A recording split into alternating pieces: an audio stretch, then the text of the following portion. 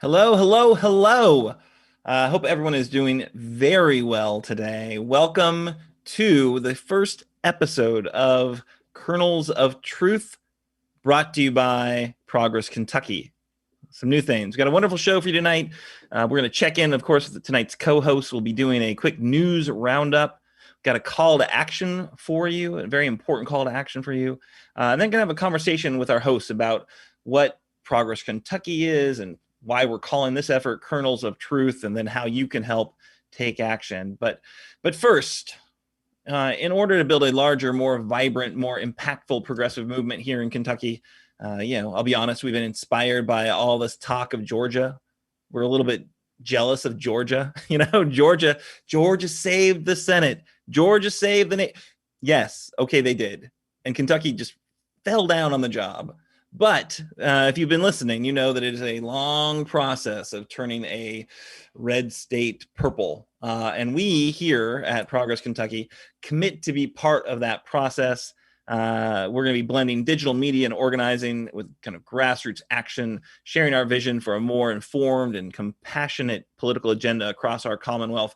But it's going to take some resources to do it.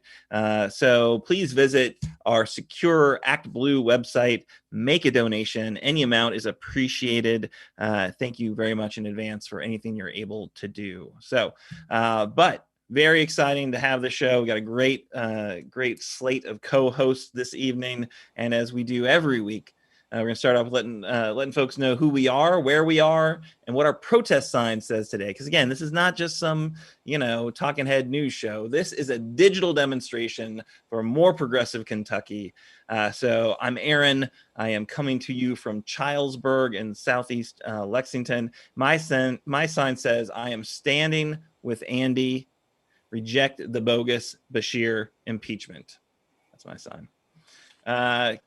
Kimberly, are you here? Where are you? I am here. Good evening. Hi. My protest sign says today, #USPS. Can I please have my Christmas presents? It's been that long. And that's the teaser. It's a story we're going to dig into in a little bit. But yeah, I hope it shows up soon, Kimberly. I really do. Samantha Jean, coming to us from the other side of the state. Hello. And no, I'm just a time traveler. So actually, I am here today in Lexington. Happy to be back. And so my protest sign, I'm just holding up a mirror, and written in lipstick, it says at the top, "Impeach yourself, #term limits." That's great. And apparently I can't tell what from your background where you are. I was sure you were in Western Kentucky, but no, just down the street hanging out. Oh, we have bedrooms in Lexington too. That's a good point. It's a really good point.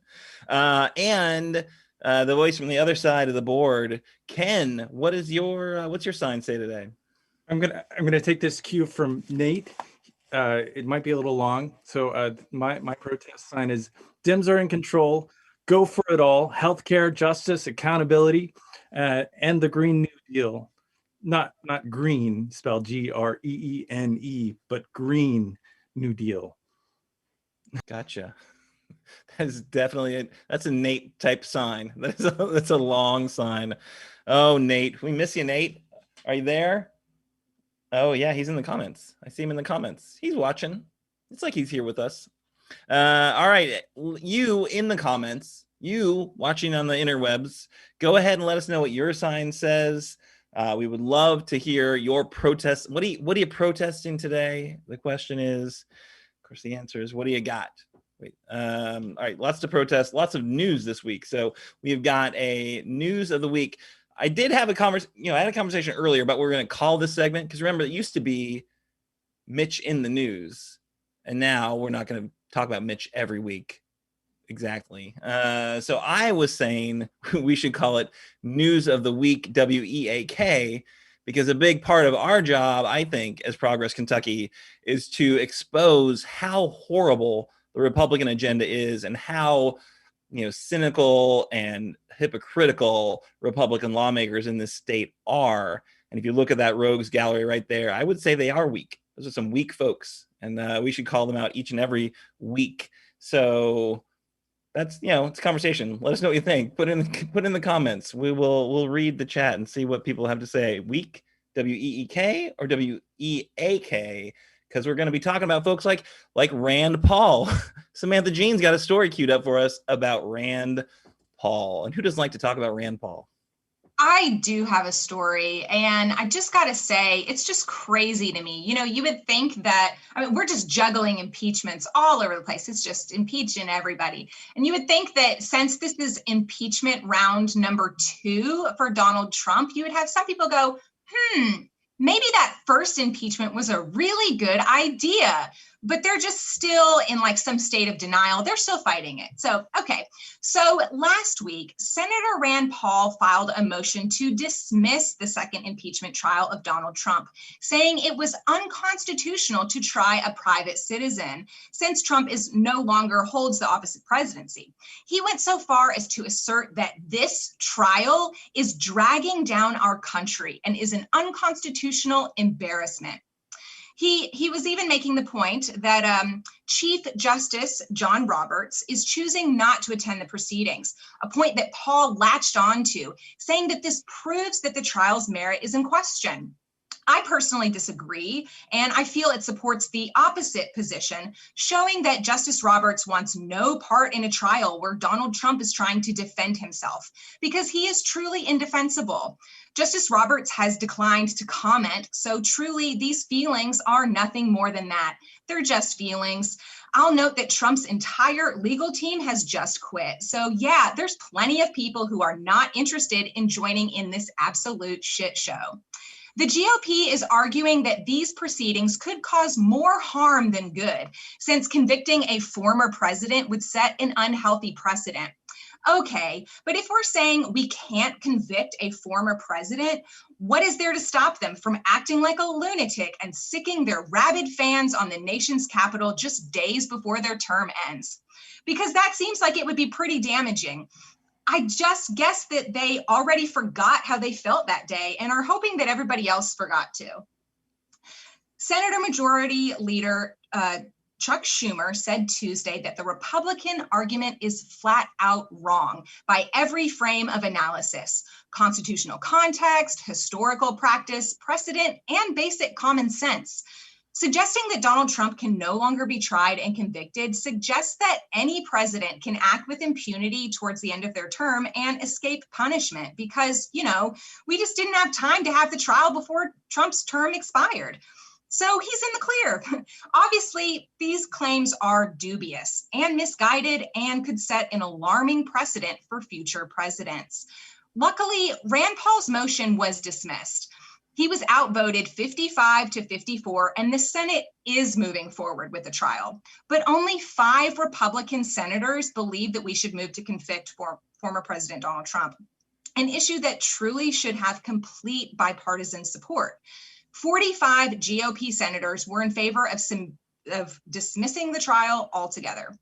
So this shows that Donald Trump is still highly supported in Congress, despite losing all of his many efforts to overthrow the election results, and despite his involvement in the violent insurrection that occurred at our nation's capital. It seems many Republican leaders have lost their moral compass completely in favor of supporting Donald Trump over the safety and integrity of our country. Convicting Donald Trump would require support from 67 members of the 100-member body. The Democratic-led House has already impeached Trump a historic second time. If convicted in the Senate, the former president could be barred from holding office. So yeah, that feels pretty unlikely at this point, but there are a few senators that say they're interested in hearing the proceedings and may change their minds. What this really boils down to is just the classic practice of avoiding the real question and focusing on some technicality. They're wanting to go after the constitutionality of the case rather than acknowledging the very real problem here. Trump incited a riot on our nation's capital. 7 people have lost their lives to Trump's January 6th tantrum. It was nationally televised. We heard it, we watched it unfold, yet the GOP, led by Rand Paul, want to argue that Trump is no longer president. So, oh well. And they're accusing Democrats of being divisive. And I just want to quote Majority Leader Chuck Schumer again, who says, "It makes no sense whatsoever that a president or any official could commit a heinous crime against our country and then defeat Congress's impeachment powers by simply resigning so as to avoid accountability and a vote to disqualify them from future office."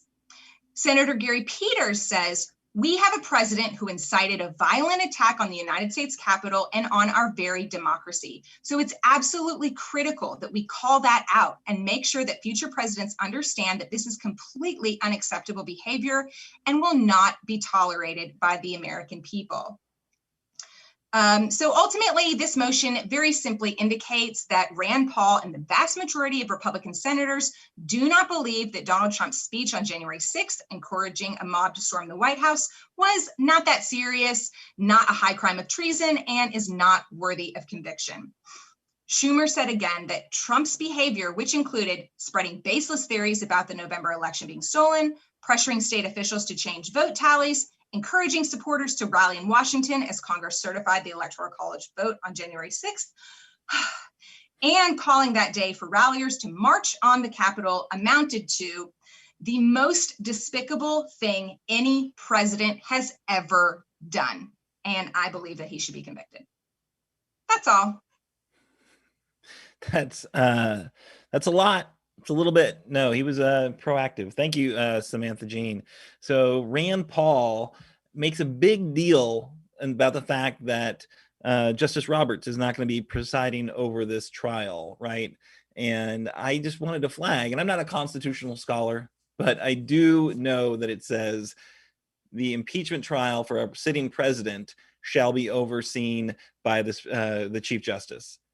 All the other impeachment activity that the Senate takes on is overseen by the president pro tem, right? And that's who's overseeing this trial, right? Because Trump, say what you will about Trump, he's no longer a sitting president, right? So, but yeah, the idea that you cannot impeach somebody after they're out of office is horsepucky. And there's lots of historical precedents for this happening. And obviously you do need to hold people accountable. And of course, the Republicans are squirrely and are getting weak, even though they're pretty fired up in the immediate aftermath when they were again of shooketh from the experience of being,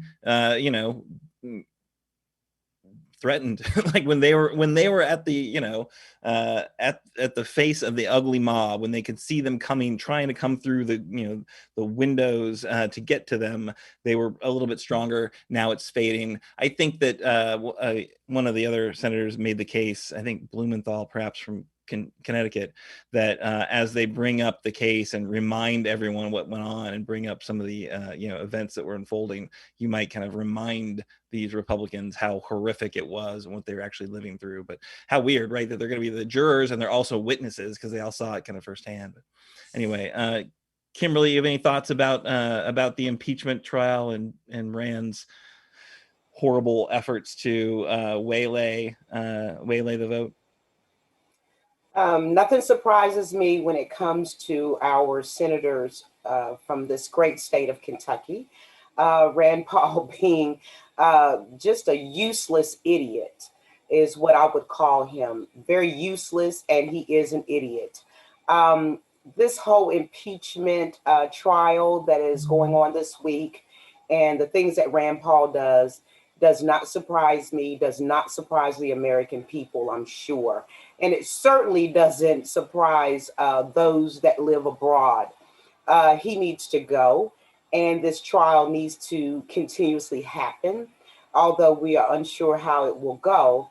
But once again, and each time we bring up Rand Paul, Aaron, I will say the same thing. Useless idiot. Yeah, but he is up in 2022, so might have a chance to get rid of that guy. All right, so we're going to move on to I'm going to run against him in 2022. All right. I will vote I have a quick call to action. So we have one little thing that you can do if you're agreeing with everything that everybody is saying here. You can text convict to the number is 50409. And that's ResistBot. If you've never used it before, it just plugs it right in and sends these letters to your senators. So that is convict to 50409. Thanks, guys. Somebody was making the point that Rand Paul's dad, Ron Paul, was the guy that brought Alex Jones, infamous InfoWars spreader of misinformation, person who got sued for harassing Sandy Hook parents. He's the guy that brought him into the Republican Party. So that's great. If you folks have seen, there's a Frontline documentary from PBS that looks at InfoWars and how it played a key role with Roger Stone being the intermediary to direct, Alex Jones, fever dream garbage directly into Trump's campaign and out of the mouth of Trump. And why this QAnon folks have loved Trump so much is because, he's one of theirs. He takes the talking points. So that's a really good point. Thank you for sharing that in the comments. All right. So the story we need to get into next is the post office. And Kimberly mentioned it in her sign. I am going to tell you right now, firsthand experience, the mail sucks right now. So I had my birthday in December. My mother sent me a birthday card, as she always does, but it, a couple weeks after my birthday, I'm like, maybe mom forgot. And then she's like, no, I sent you a card. It's coming. And I remember when you were born, and there it was. Saw the postmark. It was like a 3-week process of going from, the West Coast to Kentucky. It's like, what, the postal, have we gone to the Pony Express? Is that what's happening now? Are we using, carrier pigeons? Why is it taking so long? I then sent a card to my nephew, back to the West Coast it went. And again, 3 weeks. Here, my poor nephew, thinking that I had forgotten his birthday again. And this, we actually, but I sent him money on Venmo, so he knew like I was thinking of him.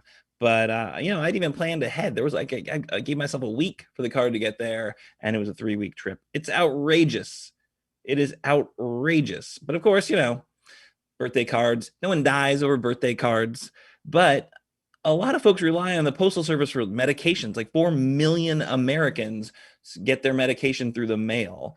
Benefit checks, you can't be missing a benefit check for 3 weeks, right? And everyone is experiencing this right now, except Amazon. I'm sure they've figured out how to game the system for their use. But why is this happening? If you think back, it is primarily due to the leadership of one conflicted Trump fat cat donor, Louis DeJoy. So he is the current Postmaster General, and he is, like I said, conflicted. He's horrible. He took hundreds of sorting machines offline, destroying them. He cut overtime for Postal Service employees. He has generally managed the post office in a very Trump-like fashion, right? Poorly. It's been going on for months. In Lexington, up to 23 tractor trailers of mail have been backed up waiting for processing after DeJoy took a sorting machine offline. If you recall, many pointed to this slowdown as an attempt to actually steal the election, which makes sense to me. Courts actually concurred, forcing the U.S. Postal Service to stop cutting overtime and putting machines back online where practical, as the pandemic-fueled voting by mail was happening at an all-time high. So now we've got President Biden in charge. So a lot of folks are saying it's time for a shakeup, time to fire DeJoy. But who can actually do that? That power actually rests with the U.S. Postal Service Board of Governors. That's 11 members, 9 of whom are supposed to have the staggered 9-year terms. 9-year terms, right? So the reason you have such a long term is so that politics can't play a huge role in the machinations of the Postal Service, right? The Postal Service, amazing entity mentioned in the Constitution. Ben Franklin, the first Postmaster General, an amazing entity that has been just chipped away at by Republicans. They have tried very hard to make it a political entity. They've tried to kill this entity. And now we would like to see it functioning better. If you think about this, there's supposed to be representation from both parties with these very long 9-year terms. President Obama actually renominated most of the existing board for a second 9-year term when he was the president over his 8 years, right? A bunch of those were folks who were appointed under Bush because they weren't politicos. They were just people who wanted to see the Postal Service run well. So, like, they were doing a fine job. Obama was fine to reappoint them, but they did not get reappointed. Why did they not get reappointed? Why did Bush's appointments not get reappointed under Obama? Well, that's Mitch, right? So 6 members should be on the board because Obama just reappointed them, but none of them are. Right now, the U.S. Postal Service has become highly politicized under Mitch's reign as Senate Majority Leader. As the saying goes, neither snow nor rain nor heat nor gloom of night stays Mitch McConnell from corrupting a process to advance his party's political power, or something like that. Just like he did with Obama's judicial nominations, Mitch halted Obama's nominations, and he let the Board of Governors basically clear out. There were not people were all on expired terms. So then when Trump came in, he could appoint all the members. Literally all the members of the Postal Board of Governors right now are folks who've been appointed by Trump. They fired the previous Postmaster General, who was a woman who'd worked for the U.S. Postal Service her entire career, who'd worked her way up from a mail carrier to run the thing and was doing a fine job. They put DeJoy, who spent decades working with a shipping industry competitor that used to U.S. Postal Service. And, that competitor, XPO Logistics, while he doesn't work for them anymore, he has $30 million of stock in that company right now. Conflict of interest much? Like, you are going to benefit financially by destroying the Postal Service. And that seems very clearly what he's doing. So how do you fire that guy when he wants to stay? And the Postal Service Board of Governors are all Trump appointees with many, many years left in their 9-year terms. Well, okay, there are 3 vacancies right now, which I'm not sure how Trump and Mitch missed those. So Biden could appoint 3 folks, and under Schumer's leadership, we can be pretty confident that the confirmation process would move quickly. And there are currently 2 Democrats on the board, but they were appointed by Trump, but they are Democrats. So some people think that leads to a 5-4 Democrat majority, which means we should be able to maybe fire DeJoy, right? But there are some calling for stronger action. Representative Bill Pascrell, who's from New Jersey, he thinks Biden should fire the whole bunch for cause, because that actually is legally, you can do that. If they're stinking up the place, you can fire them all. And I think that makes sense. I'm not arguing against that move. Give the guy a clean slate. Biden could appoint them all. It's going to look bad in the media, right? Like, oh no, Biden just cleaned house of the Postal Service so he could employ all his own people. Well, yeah, because they're all people that were appointed by Trump, and they're all horrible because the mail sucks. Anyway, one individual Mitch would miss being there for sure is certainly Mike Duncan from Eastern Kentucky. So he's the former RNC chair. He's bragged that when he was in the college Republicans, he got to drive Richard Nixon around. He leads a couple of Mitch's dark money PACs. So that's like how Mitch knows him so well, his time as RNC chair. And he liked him so much, he put him in charge of a couple of his PACs. He owns a couple of banks in Eastern Kentucky and Inez, Kentucky. So he's just another Politico doing Mitch's bidding and helping the Republicans hang on to power. It is truly exhausting, right? Analyzing all these things that Mitch has politicized. It makes me tired. Because really, I just want my birthday cards delivered in a reasonable time frame. Let's make it happen, Captain. Come on, Joe Biden. All right. So, Kimberly, you mentioned in your sign there's a Christmas gift that you're missing. What's your firsthand experience with this story? Well, actually, I ordered something on December the 2nd of 2020. And December the 24th, in tracking it, it was in Richmond, Virginia. Then all of a sudden, the day after Christmas, it said exception. And I didn't really know what that meant. So I had to go and look that up. Then a couple of weeks later, it said that it was returned back to the sender. So I called the store up and talked to their customer service, and they said they had not received the items. And on their tracking, it didn't even say that it was returned to sender. So actually, it's just out there floating. somewhere, who knows where. And also maybe my $1,200 stimulus check and maybe my $600 stimulus check is still caught in the mail as well. Ooh, that is bad news. Bad news. Samantha Jean, so what do you think? What's your theory? Why is this all happening? So I definitely think that this has been going on for a lot of years. I think that the powers that be have been working to bankrupt the Postal Service for possibly the last decade. I think that it's just in the works with a lot of our other systems. Like, I think that what's happening to our Postal Service, I think it's happening to our school systems. I think they're trying to do it to our water. I think that they just want to privatize. Everything has been like so anti-socialism, and people have to recognize in this country that there are things that are quote unquote socialist that we all enjoy, such as public education, such as a public postal system. Sidewalks are socialist. Like, okay, this is something that we collectively pay into and that we all benefit from. So I feel like that it just seems like the deeper goal was to cause the post office to fail on purpose, so that a certain company, say Amazon, could just step in and take over all of our shipping. And then all of a sudden now we had this wonderful public service that is now going to be taken over and owned by a corporation.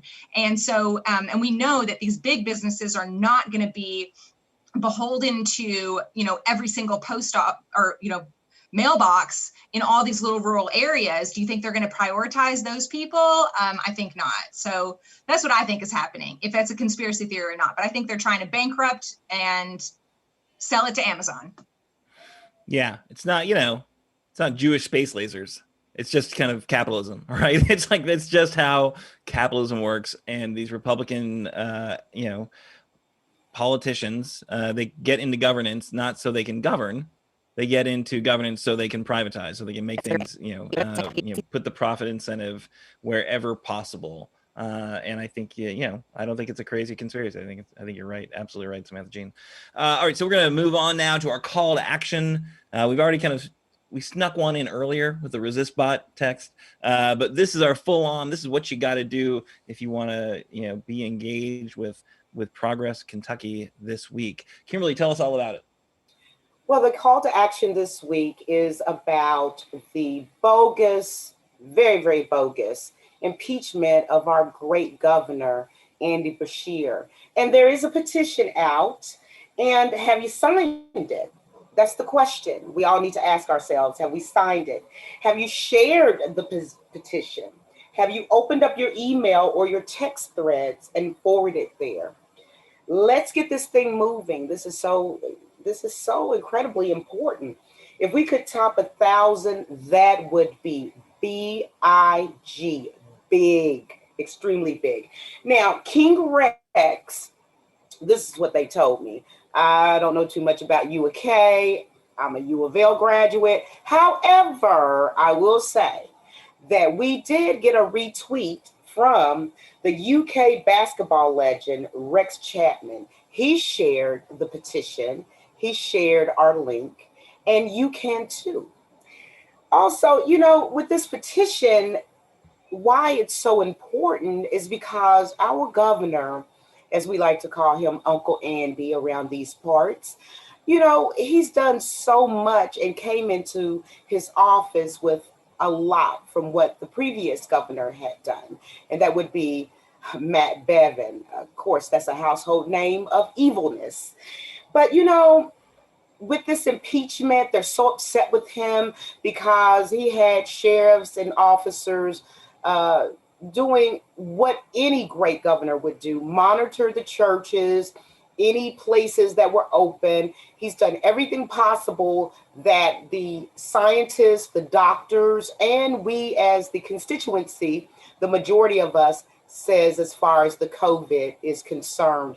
And one other thing about our great governor, Andy Beshear, as well, in case you didn't know, he is a national star now. And the reason why is that he has been tagged for the leader of the National Task Force for Economic Recovery, and this is amid the coronavirus pandemic that we face right now. So we have a great governor. Sign that petition.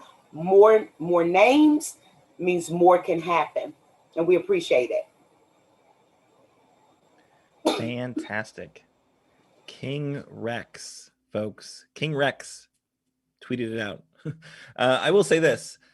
He tweeted out to his 1.1 million followers, which then translated into, I think, fewer than 400 actual petition signatures. Got a lot of likes, got a lot of retweets. That whole clicking off Twitter to go do something else is very challenging for people. But so you use your email address. Go ahead and sign.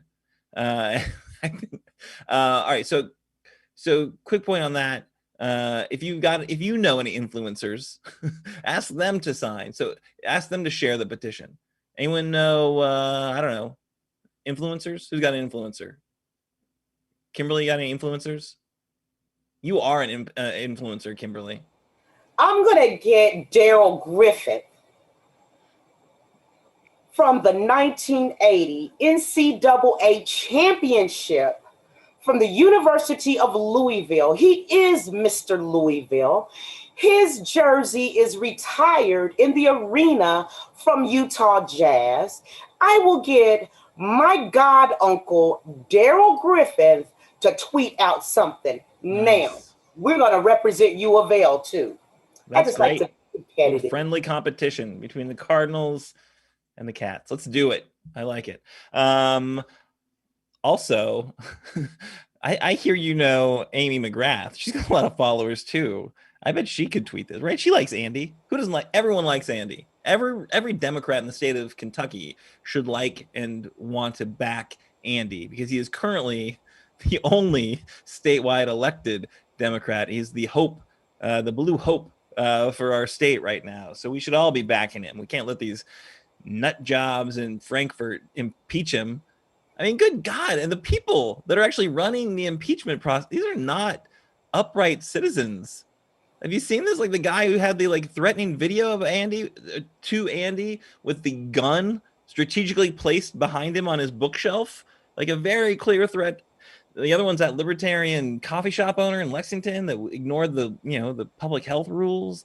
One of the other guys walked up on the governor's mansion's porch and told Andy to come out when they had their armed protest over the coronavirus regulation. What a bunch of nut jobs. Well, they said we have to impeach the governor, so we have to create a whole committee to investigate it. Those Republicans, I tell you what, Andy's just working hard to protect us, and they're like, what we need is a new committee to investigate these bullshit impeachment charges that the court have already struck down a number of times. I tell you, it gets frustrating living in Kentucky and watching this foolishness. It does. It truly does. All right. I think what I wanted to talk about right now, if I can, is this whole kernels of truth thing. So we're the kernels of truth. I think I'll be clear. I'm not a colonel. I'm not a Kentucky colonel. I'm a fan of the Colonel's chicken. I absolutely do eat the Colonel's chicken. Although if I'm pressed, I prefer Popeyes. But I love this. I love the saying, kernel of truth, right? There's a kernel of truth in that. And so the play on words that our friend Nate shared with us, I found it. We just had to go with that name. And I wanted to see, what do you guys think about the name Kernels of Truth? Kimberly, aren't you a colonel? If my memory serves me well, I think you might actually be a Kentucky colonel. Yes, I am. I've been a Kentucky colonel since 1988. I was fresh out of my mama's womb at that point. I didn't know they made toddlers colonels, but clearly they do. Yes, it's very exciting, a lot of work, and just like what we do with this show as well, and we really make a difference. All right. So you don't think there's like a lot of baggage with the Colonel, the Kentucky Colonel thing? Because I think the way it works, and we might actually, try to all get us turned into colonels. I think it's the governor that has to sign off on becoming a colonel. So you need to be nominated, but the governor gets to say yes or no. So hopefully Andy likes what we're doing here. And he says yes to us becoming colonels, because then we can all be legit colonels of truth. But that does mean you can't lie anymore. Samantha Jean, any point there? Anything you'd like to say about that? That would be so cool. I support this idea, but I just was thinking that, hopefully now we're little kernels of truth, and hopefully we can grow into be nuggets of truth. Trees of truth. Nuggets are bigger than kernels. I don't know. I think the name is great. I think that it makes me feel very proud to try to maintain some integrity and some educated words. We do a lot of research. We do a lot of work before we present all of these shows. So I feel very proud to get to stand up in this way for truth. I believe in it, and yeah, that would be so cool if we could all be colonels. That'd be awesome. Well, I think Doug's got it all mapped out about how we can do it, because I think Doug's a colonel as well. So there's, we got a few colonels already involved, which is pretty great. But here's why I really like the name. I think truth is a critical element of our political process. And we are going to do that. And we've always endeavored to tell the truth. We've always made sure that we're pulling from legitimate journalistic sources. We don't really traffic in conspiracy theory, despite what Samantha Jean just posited about the Postal Service, which that was all conjecture. We said it was conjecture. But, I have a hard time saying it's not true. But what I'll say is that, QAnon, Trump's big lie, they've exposed how easy it is for facts to be ignored for political conveniences. But here's the reality. Facts are stubborn things, and they've got a liberal bias. I know that facts matter. I know that science is real. I know that there is fake news, but it's not PBS and the BBC and the AP. That's news. That's journalism. And there are journalistic standards that allow for that first draft of history to be as accurate as possible. And we believe in those. We believe in science. We believe in journalism. And we believe that facts absolutely matter. And you know what? Sometimes it takes a lot of strength to tell the truth, to be the skunk at the garden party, right? You know who lies for convenience sake? Weaklings. And pretty much the entire Republican Party right now. They were willing to go along with a lie because they didn't want to challenge Trump's assertion that the election had been stolen while he was trying to steal the election. They chose to go along with his efforts, his seditious efforts to steal our election, because they thought he wouldn't get away with it. And some of them thought he would, and that's why they were going along with him. And it is outrageous that that's where we are in our political discourse right now.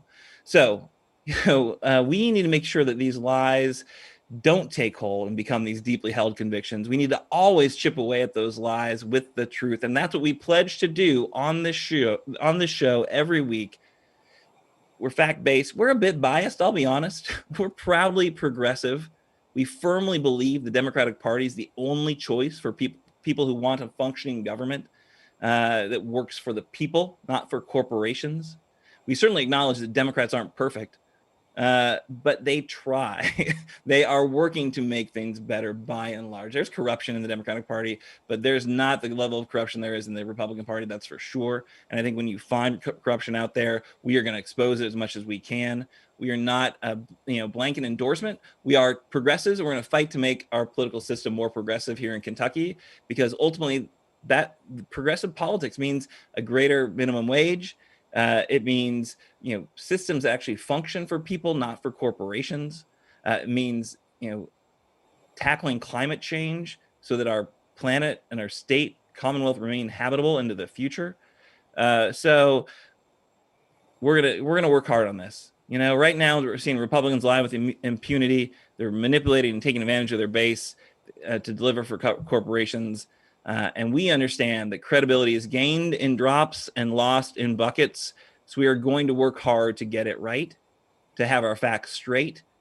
We believe in the adage that you're entitled to your own opinions, but never your own facts. So we hope to highlight differences of opinion among our hosts, among our guests, certainly among our viewers. We don't want to get everyone singing from the same, songbook. We want to expose differences of opinion. I think that's a healthy part of our political discourse, right? Is when people can agree on the facts, but disagree on what that means for the policy that we want to see implemented. And that's what we promise to do for you every week here on Progress Kentucky's Kernels of Truth. And I hope you'll join us, and I hope you'll share it, and I hope you'll be a part of the conversation. I love seeing an active comments thread on the Facebook feed. But if you like what we're doing here, tell more people about it so we can get more eyeballs on it and have more of a conversation. So either Kimberly or Samantha Jean, thoughts you want to add on what we're doing here and why we're doing it? I think it's very much needed. I think that the road that we're on, this journey, in a very tough state, a very, very red state. But I do have hope, and I do have expectations. I expect for us to turn purple and eventually turn blue. And having information like this come to you, this is one of the key points. So we can all have like this one area that we can go to so we can progress. And you know what? Maybe someone on this show might be nominated for a Nobel Prize, like Miss Stacey Abrams. Did you all know that? She was nominated. She's nominated. Isn't that wonderful? And it just takes fortitude. It takes focus. It takes perseverance. And it just takes knowing and expecting this to happen. And I really appreciate this show. I learn a lot myself. Hey, look, I'm not gonna rain on your parade, Kimberly, but you know who else was nominated for a Nobel Prize? Donald Trump, some far right. I'm not, you know what, Eric? Scandinavian politician nominated Donald Trump for a Nobel Prize. You know what I need after that statement? I need Ken to pull back up the picture of my sister. Okay. I didn't do it last week, but I need the picture of that's not my sister, even though she's my sister, but everybody knows what sister I'm talking about. He knows what sister I'm talking about. Our regular viewers will know at this point that Kimberly was a member of the same sorority. I still am a member. Is a member, lifetime member. Look at that. That's a great picture. The same sorority as our vice president, Kamala Harris. Took 45 minutes. Took 45 minutes, but we got there. I don't have on green and pink today. However, I may next week. But, now I feel better after you mentioned that tyrant, that demon, Lucifer himself. I needed something to make me feel better. Thank you very much. Samantha Jean, can you please bring us back?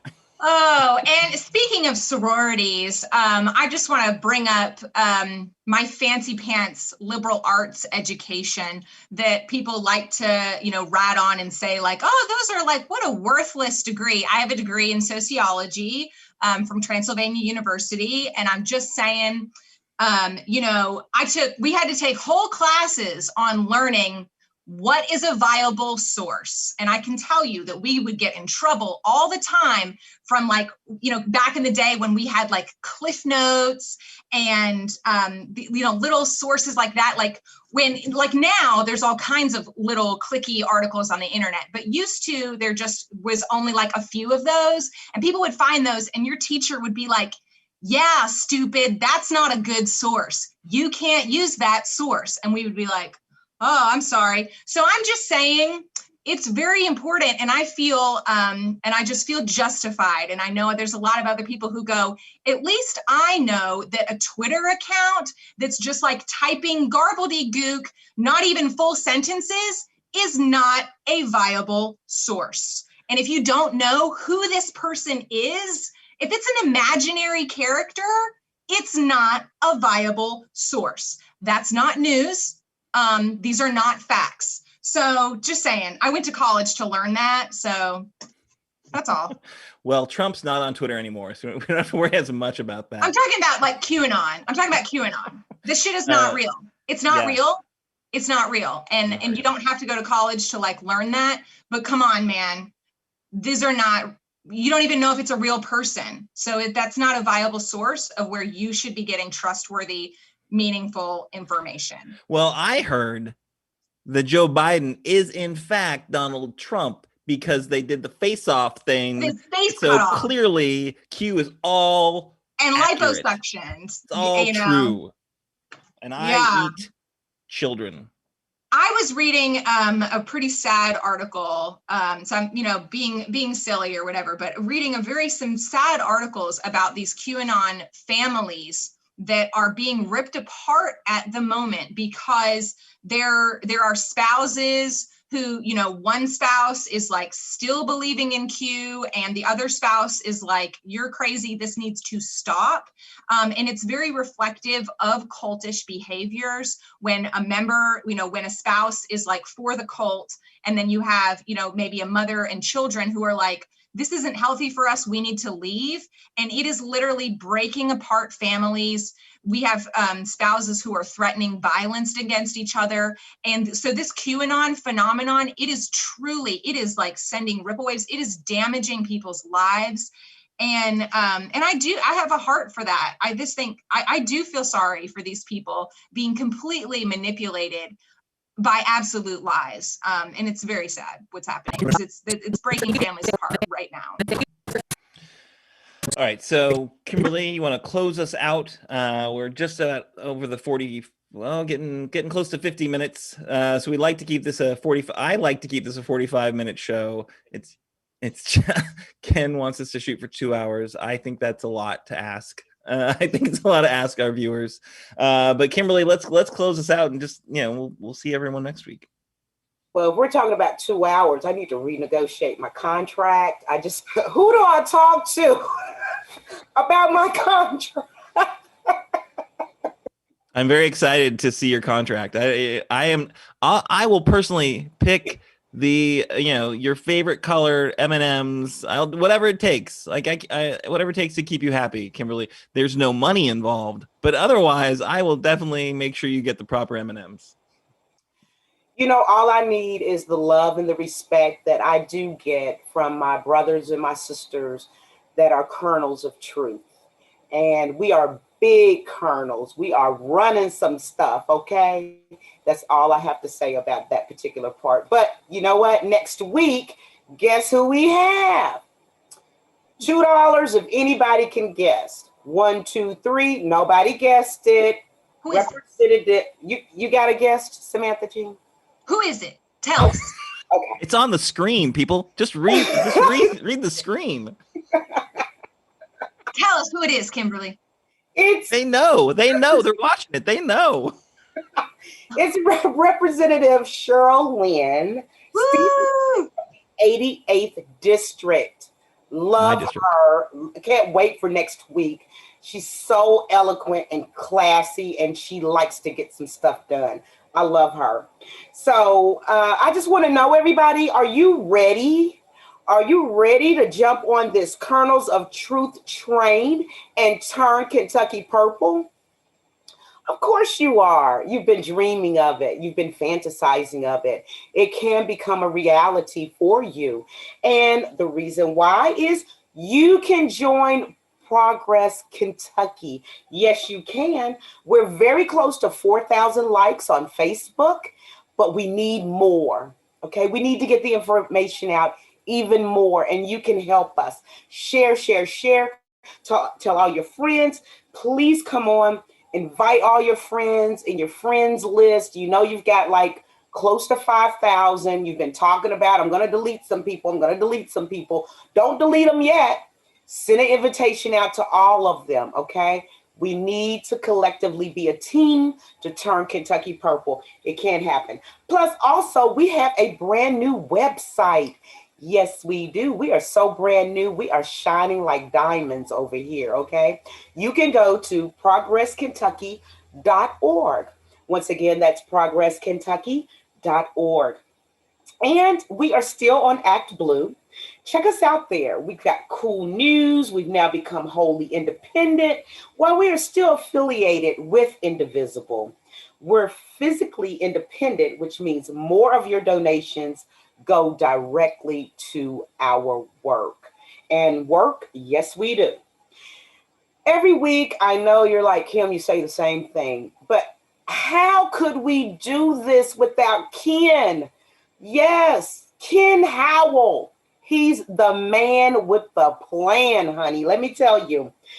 Thank you so much, Ken. Couchfire Media, your company there, it ignites multi-camera, live stream, fiction narrative, nonfiction, educational, informative, animation, and commercial video production content.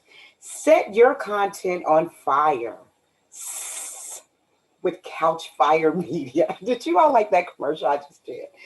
So, I thank you, Ken. And once again, the song that you're jamming to, I know you've been like doing that seat dancing. You guys know what I'm talking about. You're sitting in your seat, kind of doing your shoulders off of that song when we come on. That song is by Nate Orshan himself. Thank you so much, Nate. Each week, my shoulders are thinner from exercising them so much off of that song. So you can hear more music from him. Just go to natosongs.com. That's NATO songs.com. Make sure to follow us, our co-host. Everybody's doing a little bit of this and a little bit of that to make sure that we get the results of this particular state turning purple, okay? Our co-host, Denise Gray, she has a show called Denise Gray's Kentucky Conversations. Her next show is on Valentine's Day. So snuggle your honey real close and take a look at Denise's show. And you can tune in and get involved there. You can watch the replays on the Blue Glass Activist Alliance Facebook page or at Denise Gray's public figure page. And of course, you should always watch the Jones Report every Sunday. That's every Sunday with Mike Breuer and Betsy Foster, Ken Howell, and of course, yours truly, myself. Every Sunday at 1 p.m., we talk on all different kinds of platforms. And basically, you know, we're kind of like all family together. So you can find these shows on the Jones Report page, and you can find Jones Report on this page. We all work collectively as a family. So go there on 1 o'clock on Sundays at the Jones Report radio program Facebook page. And I really appreciate you guys. I've had a great time tonight, and we're wrapping it up before the 8 o'clock hour. How about that, Aaron? You know how you are about time. I don't know time. What's time? I got nothing but time. It's COVID out here. I can't hear you, Aaron. You're on mute. In case, ladies and gentlemen, you didn't know, that's really truly my brother. I just have it's a COVID better out here. We can't be doing nothing. That was great. Aaron is really my brother. I'm just, I got a better tan than him. My sister, Kimberly Cecil Jones. Thank you for that wrap up. That was wonderful. I'm gonna go like the page a few more times to get us to 4,000 likes. I don't even know what to do right now. I know. Are we done? Have you closed this out? I just gotta hit the button. I need to hear the music. I got to do a little more of that shoulder dancing. My shoulders are a little fatter than they need to be. I'm gonna work some of it off. In the shoulders that I've been promised by Kimberly. Where is it, Ken? Where's that closing music? Yeah.